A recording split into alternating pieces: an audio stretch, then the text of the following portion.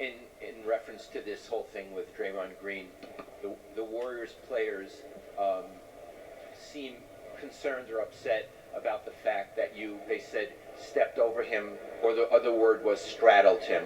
Why did you do that? Well, first of all, before we get started, I want to my condolences goes out to all the lost ones and families in a tragic shooting in Orlando. I think it's another hit for us as Americans and what we have to deal with in our world today, and it definitely puts things in perspective on basketball. For myself, it's just a small matter of what reality really is. So my prayers to all the lost ones and all the ones that's recovering from this morning's tragedy in Orlando. To get to your question, I don't really have an answer to it. I'm not quite sure what any of the Warriors guys said. I'm not a disrespectful guy. I don't disrespect anybody. It's all in competition, so I don't really have an answer to your question. Well, let me follow up. Were you aware at the time that you stepped over him? Was it something you didn't know that you did, or did you do it intentionally? Well, I was just trying to get back into the play. I think what had happened was intentional. I know we got into a grapple, at the top of the key, but me just trying to get back into the play. That's all. That was my whole mindset. Next question, second row. Gerard Graupera, RACU. LeBron, after 4 games, you are playing tomorrow an elimination game. How hard is for you to be in this situation? It's not hard. I mean, you go out, you give everything that you have to your team and to your teammates, and you live with the results. I put a lot of hard work into my career and into this year, so I know what I'm capable of doing. I know what our team is capable of doing, but it's not hard. You just go out and do your job. Joe on the left. JoeBargington.com. LeBron, when you're playing Draymond or anybody that was in Draymond's situation, how aware are you that he's one flagrant away from a suspension, and does it affect how you go into a matchup like that? I think something like that you're unaware. I didn't even know at that point in time. But you are aware of what's going on in the game. You know if a guy has 1 foul, you know if a guy has 2 fouls, you know if a guy has 1 technical, you know if a guy is injured or whatever the case may be. Those things that's happening throughout the course of a game, you notice those things, but you're not. I've never been aware of if a guy gets 1 more flagrant, or if a guy gets I don't know, 1 more penalty point. I'm not quite sure of all that stuff. I'm not aware of that. Al on the second row. LeBron, Al Sarasovic, San Francisco Chronicle. The other night you said you didn't expect the NBA to assess a flagrant. I believe your answer was no, I don't expect them to do it. Were you surprised by today's decision to assess a flagrant, and do you think that resulting suspension is fair? Did you feel like it was a flagrant? Well, I think the league, they handled it as they felt they wanted to handle it, and that's their call. It's been their call all year, and us as players, we got to play on no matter what happens. You can have your either go with what the league says or you don't, but at the end of the day, they make the final decisions. You were pretty upset, obviously, on the court at that moment. Did you feel like it was a flagrant foul? I felt like it was, at that point in time, it was a little bit outside of basketball. Jason, second row. Ron, Jason Lloyd, Akron Beacon Journal.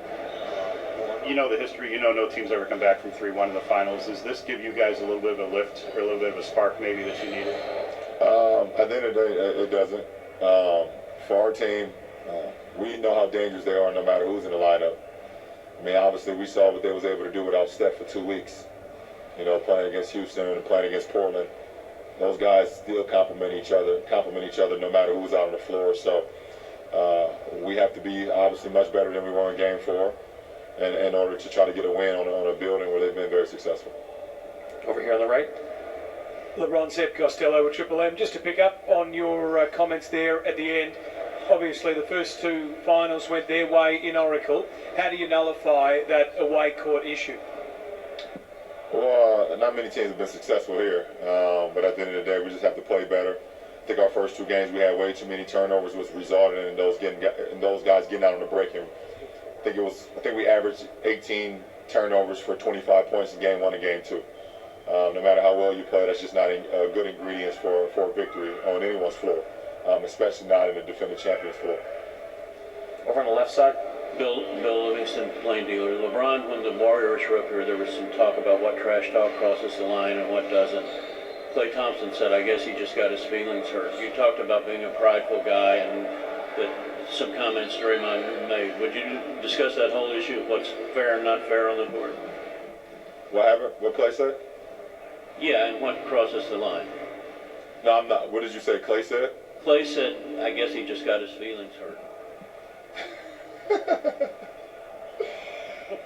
Oh my goodness. I think the transcript will support that.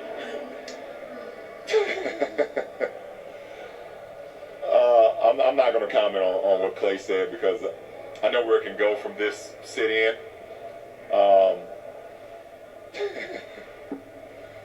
It's so hard to take the high road. I've been doing it for 13 years. It's so hard to continue to do it, and I'm gonna do it again. At the end of the day, we got to go out. We got to show up and play better tomorrow night. And if we don't, then they're gonna be back-to-back champions, and and that's it. But I'm taking the high road again.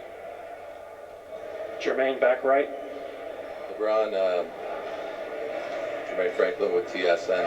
LeBron, after last game, you said you were slightly perplexed about the lack of calls against your defenders when you're playing as aggressive as you are. Do you think that will change? Do you expect it to change as the series progresses? I can't. I mean, that's something for me. You control what you can control, and that's something that myself and our team can't control.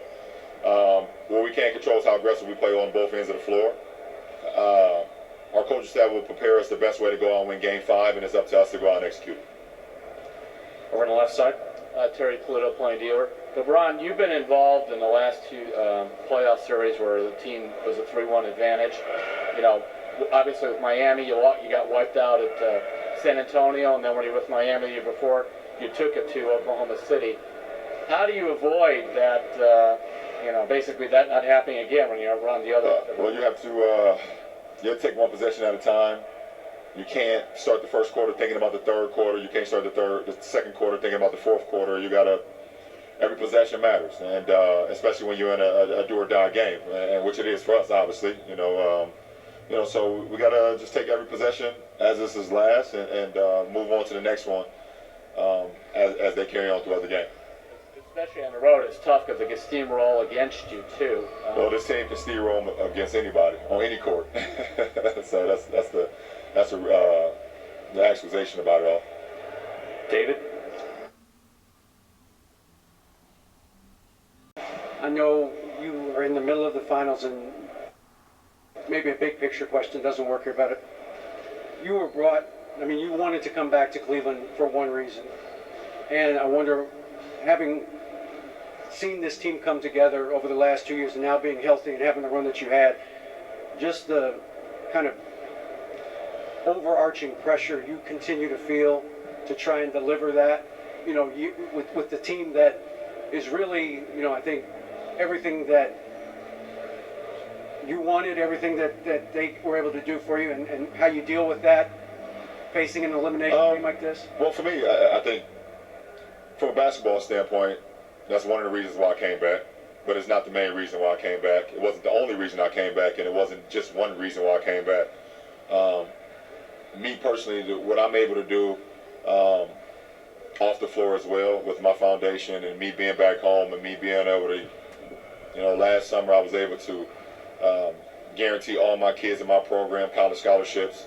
I'm able to do so many things because I'm actually there, hands-on with my foundation and things that go on. I'm able to, uplift the youth in my community and also in other communities that, even though you're able to do it from afar, when you're actually there, I think it's even more meaningful to kids that look up to you for inspiration.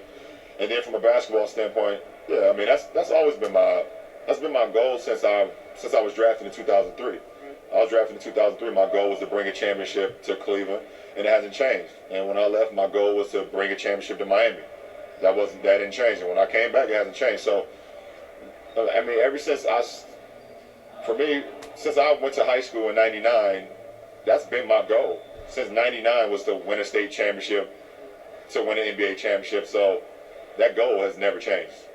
With your 13 years of experience, as you pointed out earlier, does it give you perspective that no matter what I do or how hard I play or the leadership that I show, that there may be some years that it just doesn't happen? Well, at the end of the day, you control what you can control. You dedicate yourself to the game. You be true to the game. I commit myself to those 14 guys and our coaching staff and our fans every single night that I step out on the floor. And at the end of the day, win, lose, or draw, I'm not happy, but I'm okay with it because I know I've given all I got. So I don't know if there's anyone that's been in the league and won a championship every single year they've been in the league, unless they play 1 year, they won a championship as a rookie, and then they retire. Right. So, you know, one thing I can say that I've been blessed enough to be a part of 7 finals, and hopefully I'll be blessed enough to play in many more even after this year, win, lose, or draw. Last question, Marcus in the back under the camera. Marcus Thompson, Barry News Group. Kind of got 2 for you. Number 1, how has the line of what's too far and trash talking changed since you've been in the league? Like, what's the line now? What was it then? And also, how I know you and Draymond are friends. How is your relationship after this? Well, I don't think that's changed. I think we all know what's crossing the line.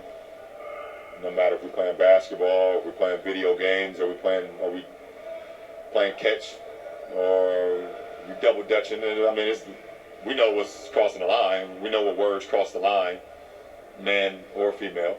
And ever since Draymond came into the league, I've been someone that he can always talk to and things of that nature. But he crossed the line last game, and he felt like I crossed the line. We said what we had to say. So we're in a competitive series right now, and I think right now friendship is the last thing we're thinking about. Thanks, LeBron.